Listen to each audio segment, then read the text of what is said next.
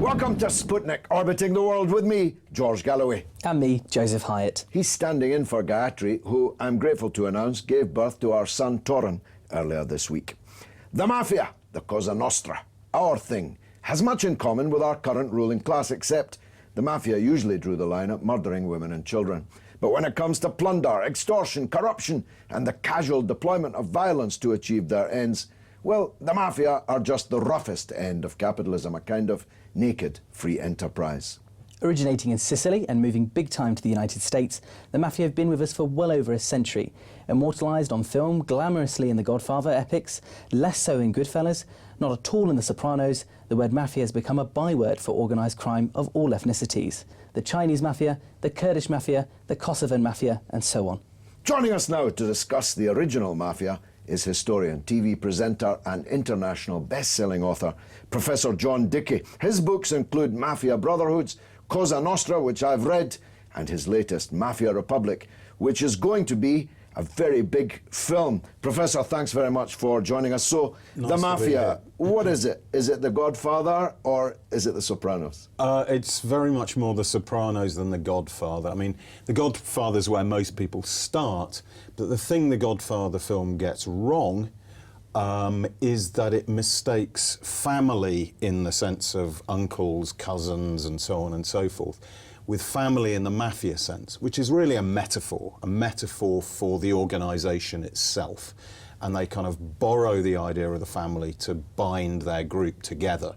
Really, mafias are systems for exploiting families rather than being blood families in the sense we normally understand. So little in the way of honour, not that there was very pure honour in The Godfather, but at least they pretended or maybe even thought that they were held together by a kind of honour.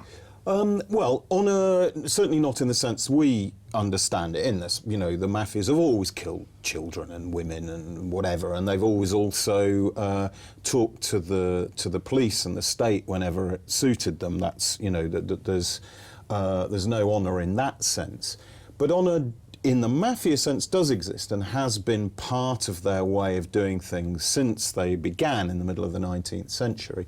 And honour essentially means a kind of criminal pride.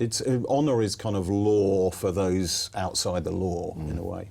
So they begin in this smallish island at the foot of Italy, but they become international bestsellers.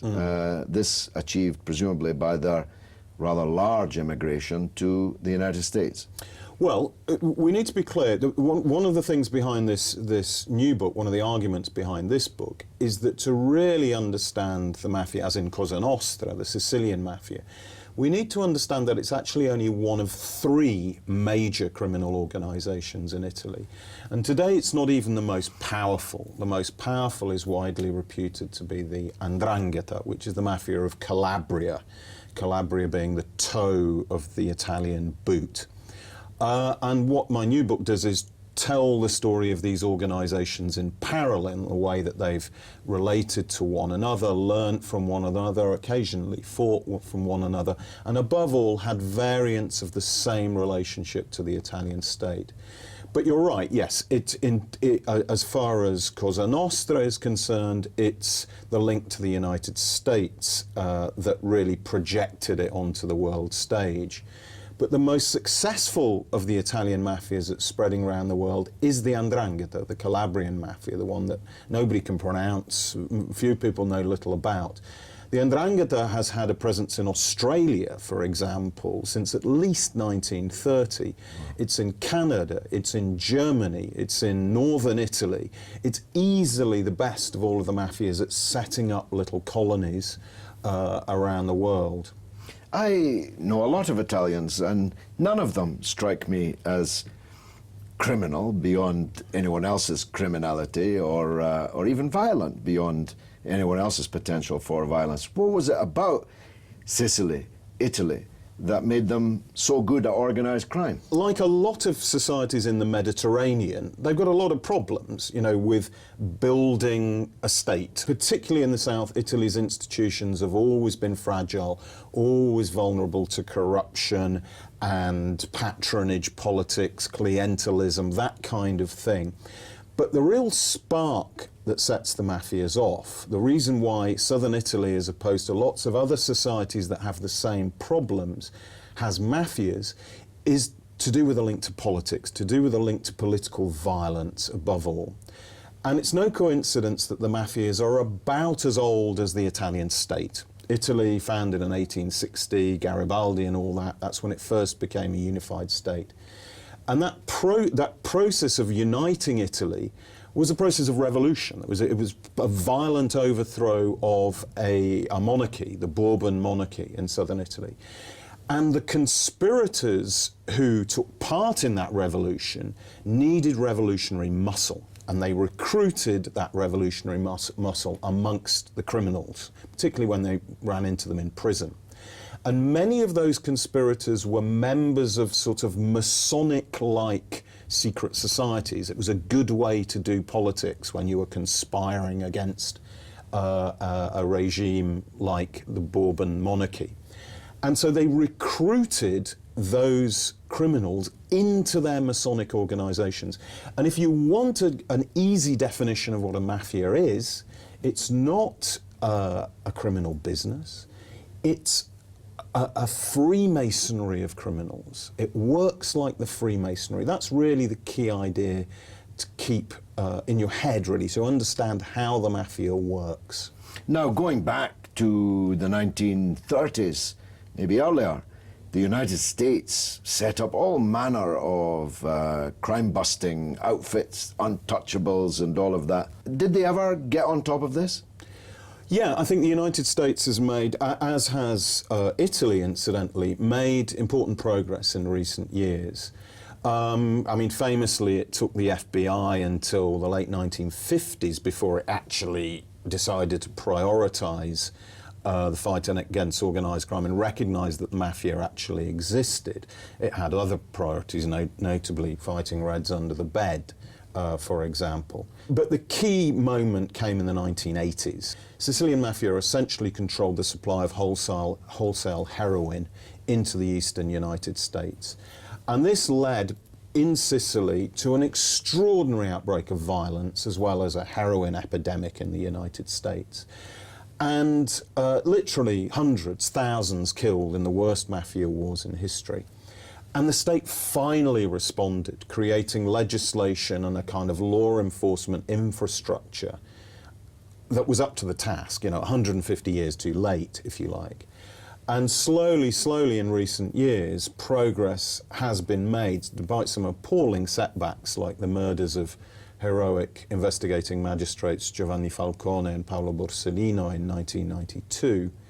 The Sicilian mafia is in the worst state that it's been in its whole history. Really? Yeah, it's certainly not beaten. It's a long way from being beaten, but its historic leadership, apart from one man who's still on the run, is all behind bars, serving life sentences. In the United States, they had the famously in The Godfather, one of the senators, I think he was, comes to the wedding and so on. And in the Italian state, they were particularly close to Christian democracy, weren't they? That's right. It's really, the Cold War froze Italian politics for 50 years. Italy had the biggest communist party in Western Europe, couldn't be elected, the biggest in the sense of electoral support. And this gave the Christian Democrat Party monopoly access to power and the favours of the church and so on. And in southern Italy, the Christian Democrat Party was very seriously infiltrated by organised crime. Think back to that definition I gave you of mafias as being like the Freemasonry for criminals, okay? Inherent in the Freemasons is the idea of crossing class boundaries. Yeah, my grandfather was a Freemason. He laid cobblestones in Edinburgh for a living. Yeah, he was an ordinary working man.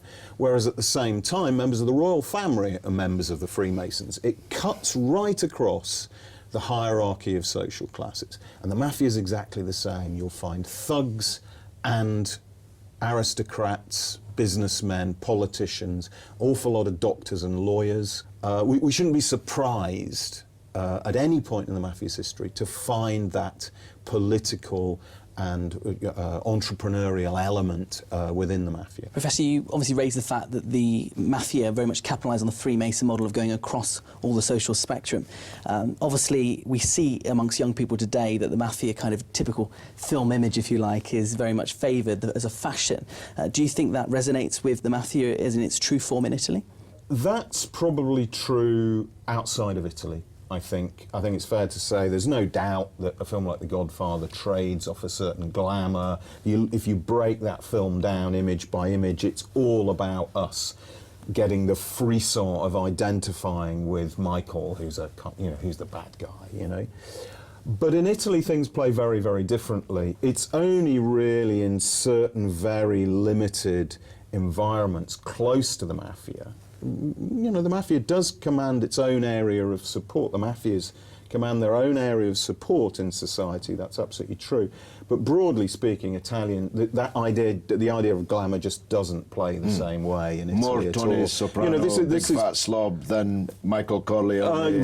very much so. I mean, these are handsomest. people who kind of dissolve children in acid and stuff like that. You're not going to, there's not much you can do to glamorise people like that. Yeah. Professor, it's been absolutely fascinating been great talking to be to you. here. Thanks very much indeed for joining us. Coming up after the break, it was the left's finest hour. And if the others had listened to us, the Second World War could have been averted and almost 100 million people saved. We're talking the Spanish Civil War. Don't go away.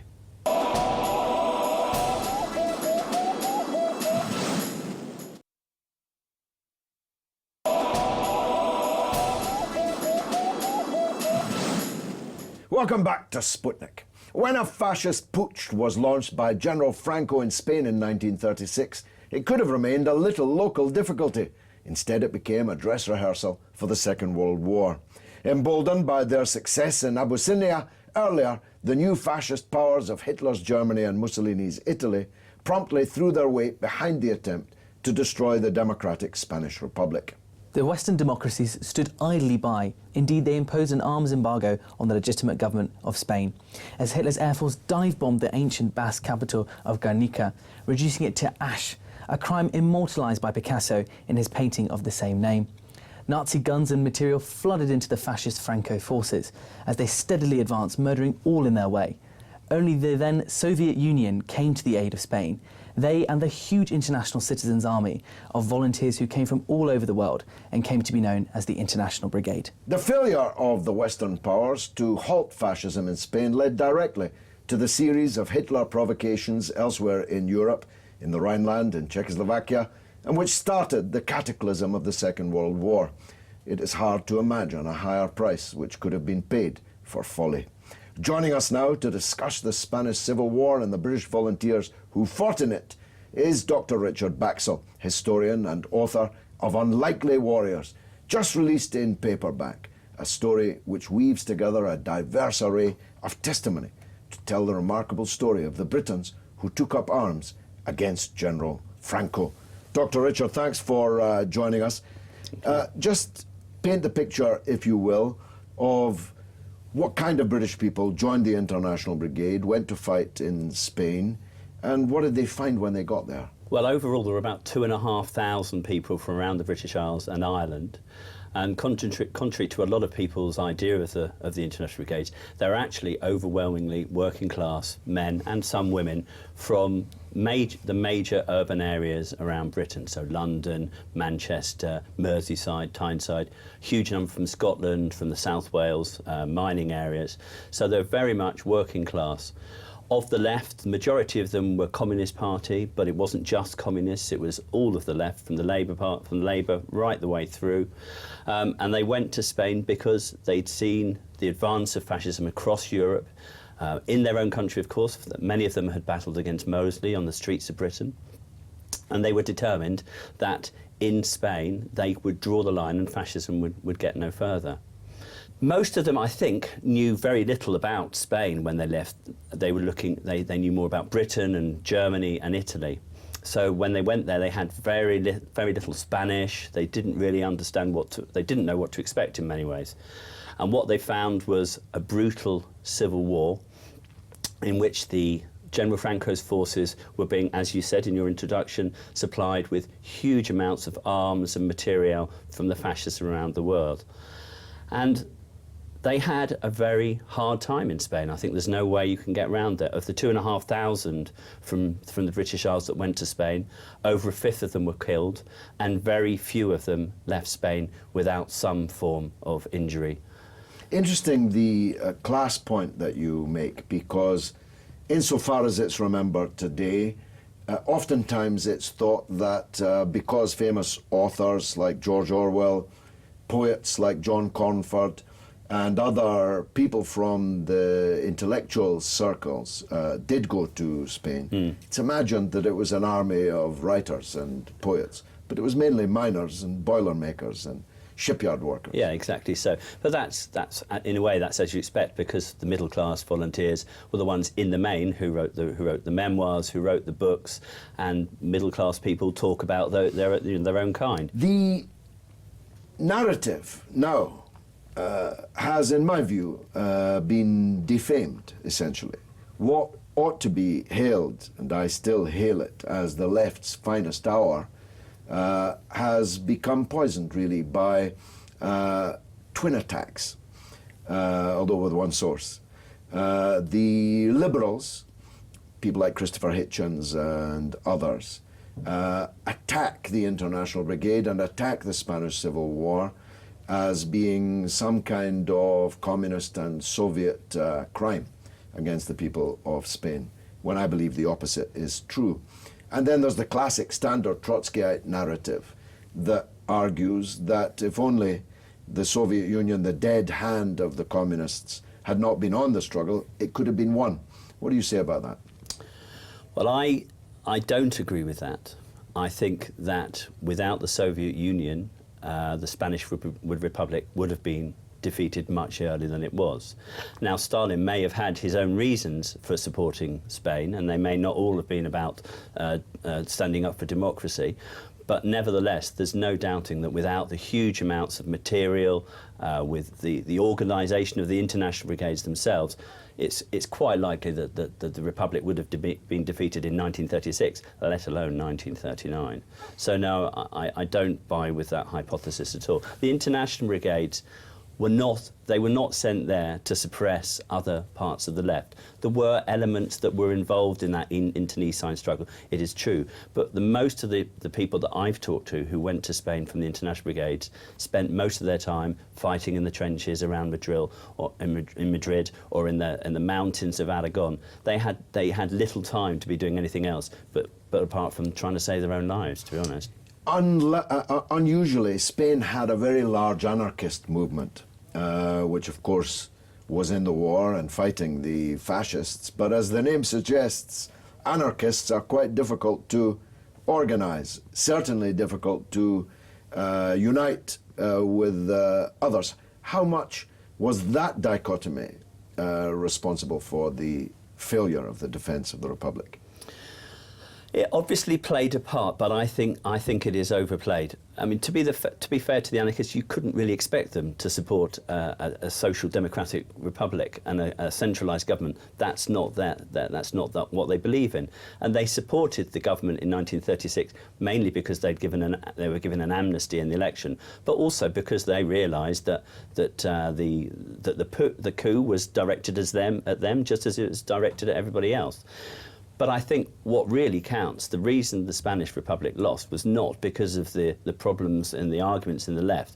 It was the fact that there were 80,000 Italians in Spain, there were 20,000 Germans, there were 75,000 Moroccans, and with everything that came with them. to my mind, is the crucial problem that the Spanish Republic faced, I not didn't the know, problems in I didn't Barcelona. know those numbers. 80,000 Italians? Yeah, essentially, fascists? essentially, Italy was at war with the Spanish Republic.